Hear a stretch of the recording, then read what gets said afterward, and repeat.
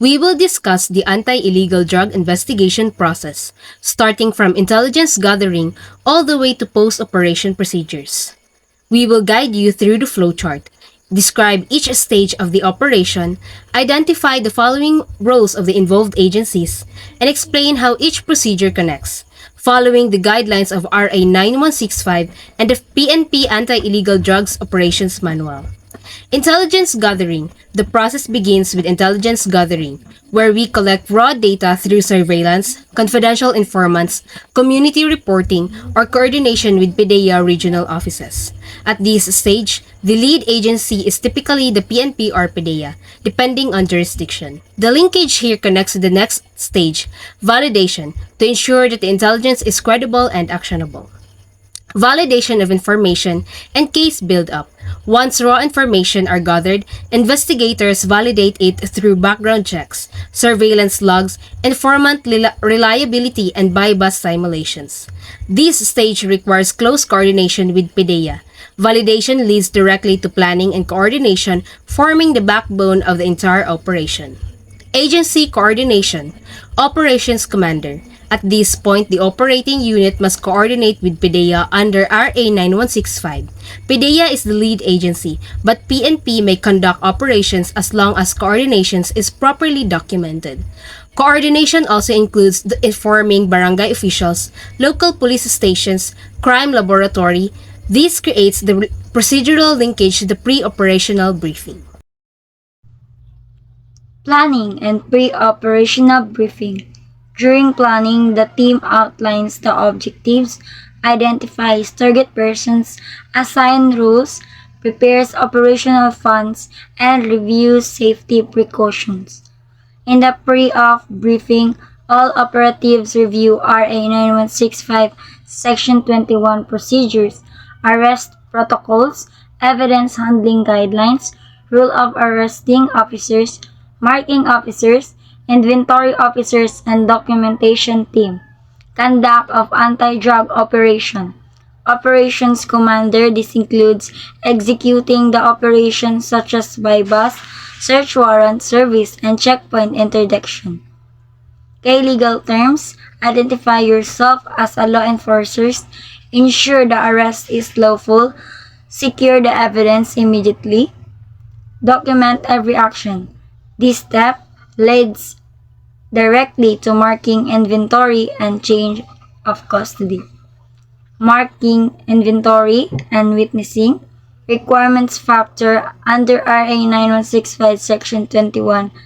Evidence must be immediately marked upon seizure by the seizing officer. Required witness during inventory.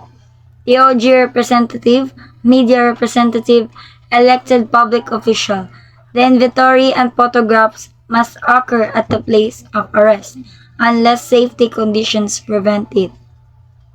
Chain of custody and turnover to crime lab. The evidence must be placed in a sealed evidence bag with documented chain of custody forms. It is then turned over to the crime laboratory for qualitative examinations, drug certification. This step links directly to documentation and case filing.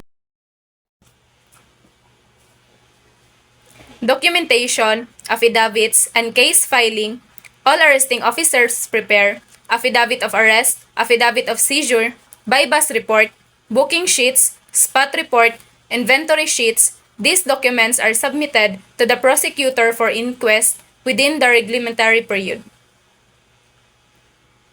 Post-operation procedures and debriefing. After the case is filed, the operating team conducts a post-operation report, completes unit records, and performs a debriefing to assess the efficiency of the operation, safety issues, and legal compliance gaps. This closes the flow chart. Here is our sample case. A confidential informant reports that Mark, a known distributor, sells methamphetamine or shabu in Barangay Santo Niño. After validation, a bypass operation is conducted.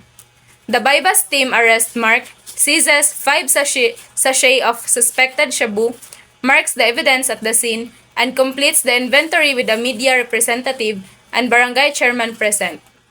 The evidence is turned over to the crime laboratory and charges are filed. 1. Intelligence and validation. The team complied with procedure by validating the informant's claims through surveillance. No irregularities here. Number 2. Coordination. PNP coordinated with PDEA prior to the operation and secured a pre-op number. This complies with the PNP manual and RA 9165. 3. Execution of bypass. The operation was properly executed. Procure buyer confirmed the sale arrest was made immediately after handoff. No legal violation were observed. Number 4. Marking and inventory. Evidence was immediately marked at the rest site. Inventory was done with media representative, barangay officials, but no DOJ representative was present.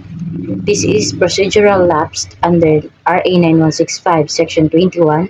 The absence of a DOJ witness must be justified in sworn statements to preserve the integrity of evidence. 5. Chain of custody. The chain of custody was largely followed. Seized items were sealed, documented, and brought to crime lab. However, the missing DOJ witness could be used by the defense to question the chain of custody unless properly examined. Filing and debriefing. Charges were filed properly, documents were completed, and the team conducted post-op debriefing.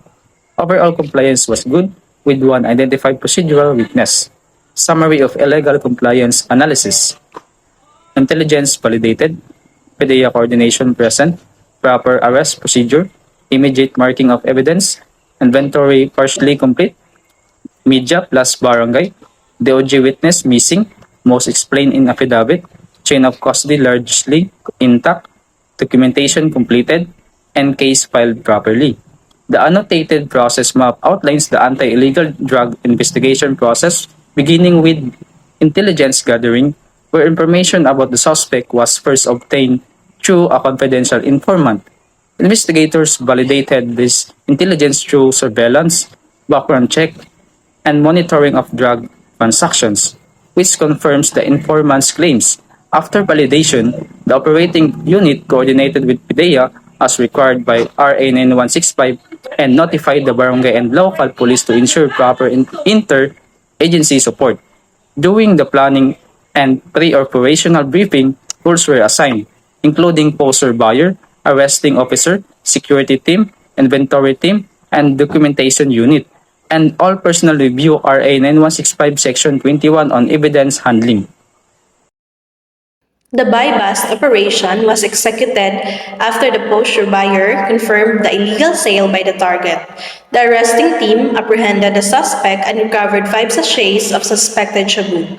The seizing officer immediately marked the items at the place of arrest, preserving the chain of custody.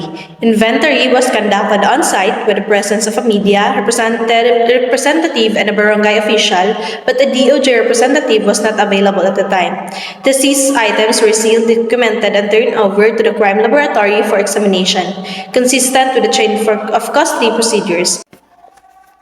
Following this, officers completed all required documents including affidavits, reports, and booking sheets and submitted them to the prosecutor for inquest. The operation concluded with a post-operation debriefing to assess trends and identify procedural lapses. The written analysis reveals that the operation generally complied with the legal standards set by RA 9165 and the PNP Anti-Illegal Drug Operations Manual. Intelligence was properly validated and PDEA coordination was observed, satisfying jurisdictional and procedural requirements. The arrest and recovery of evidence were lawful and the immediate marking and seized items aligned with Section 21's mandate to mark evidence at the place of arrest. The chain of custody process was also largely followed, with evidence being sealed, labeled, documented, and transferred to the crime laboratory.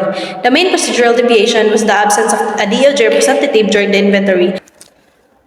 Although the presence of a media and barangay representative satisfied two of the required witnesses, RA 9165 requires three.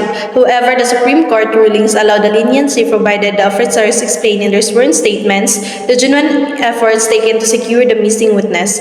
Without this jurisdiction, the integrity of the chain of custody could be questioned during trial. Despite this lapse, the other aspects of the operation, documentation and case filing, and the interagency coordination were properly completed. Overall, the operation remains legally defensible with strong procedural alignment except for the witness deficiency during inventory.